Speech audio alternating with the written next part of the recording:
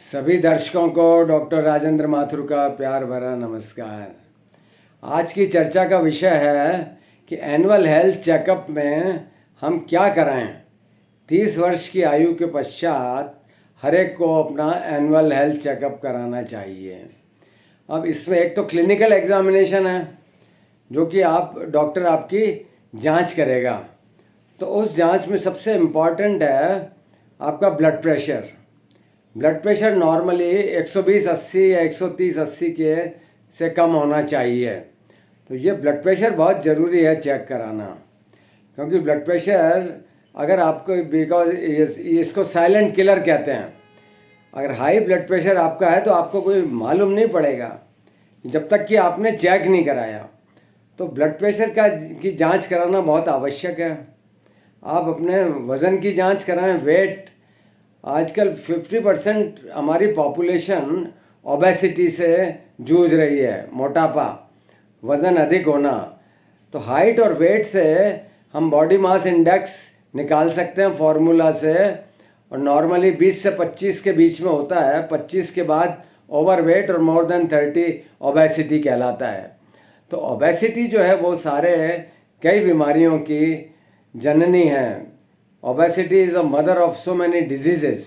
Diabetes, high blood pressure, kidney disease, पेट की बीमारियाँ, सांस की बीमारियाँ और कैंसर, ये भी ओबेसिटी के साथ एसोसिएटेड होता है। इनएक्टिविटी इसका मुख्य कारण है, ओवर ईटिंग इसका मुख्य कारण है। तो हम अपना वेट और बीएमआई चेकअप कराएं और अपने आँखों की जांच कराएं 30 वर्ष की आयु के बाद। और यदि आप पान, सिगरेट, बीड़ी, सिगरेट स्मोकिंग करते हैं तो आप अपना डेंटल चेकअप भी कराएं। और इसके अलावा आई चेकअप, डेंटल चेकअप कराएं। और इसके अलावा यदि आपको कोई बीमारी है तो उस बीमारी से संबंधित अपनी जांच कराएं।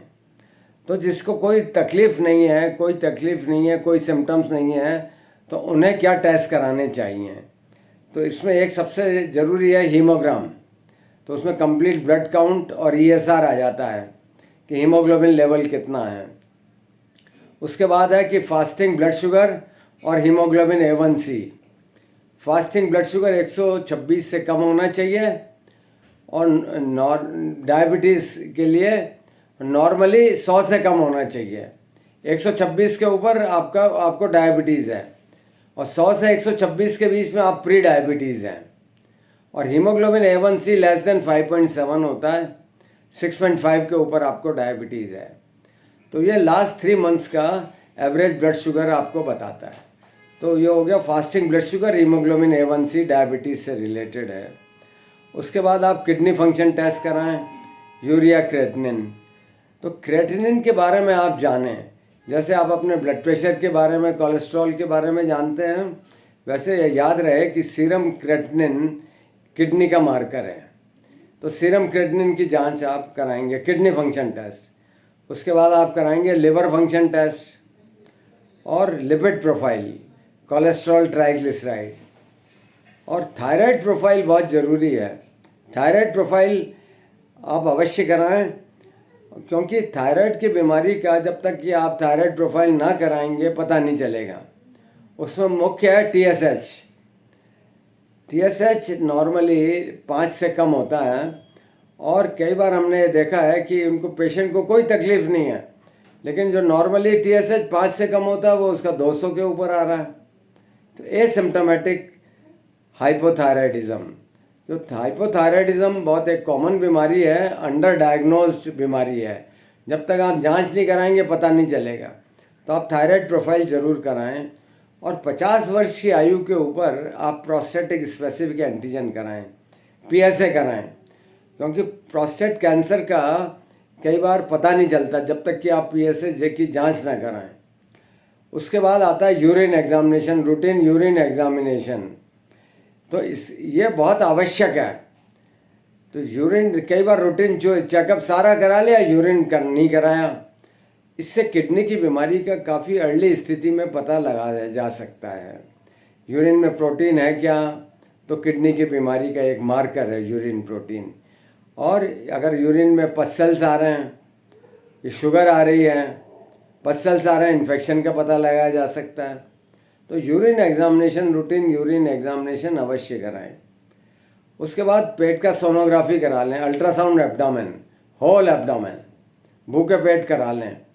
तो इससे क्या है कि लिवर की बीमारी का पता लगा सकते हैं और एसिम्प्टोमेटिक गॉल स्टोन्स का पता लगा सकते हैं कि पित्त की थैली में पथरी है क्या। तो पित्त की थैली में पथरी है और आपको पता नहीं है, तो आगे जाके ये पित्त की थैली का गॉल ब्लैडर कैंसर का रूप ले सकता है।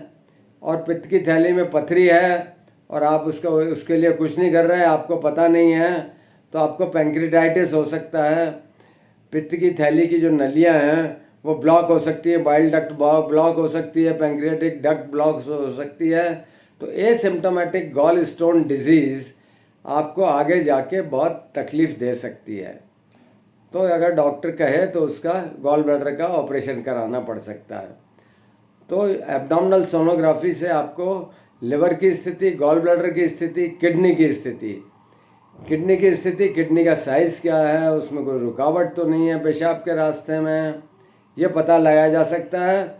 और 50 वर्ष से अधिक की आयु में आप प्रोस्टेट के लिए डॉक्टर को बोलें, प्रोस्टेट के लिए देख लेंगे, यूरिनरी ब्लैडर के लिए देख लेंगे।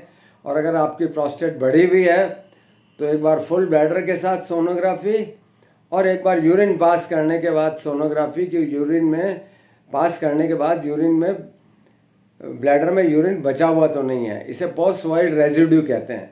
तो इससे यह आपको पता लगाया जा सकता है कि आपका ब्लैडर जब आप यूरिन पास करते हैं तो पूरी तरह से खाली हुआ या नहीं हुआ, या पेशाब के रास्ते में कोई रुकावट है, ये आप पता लगा सकते हैं।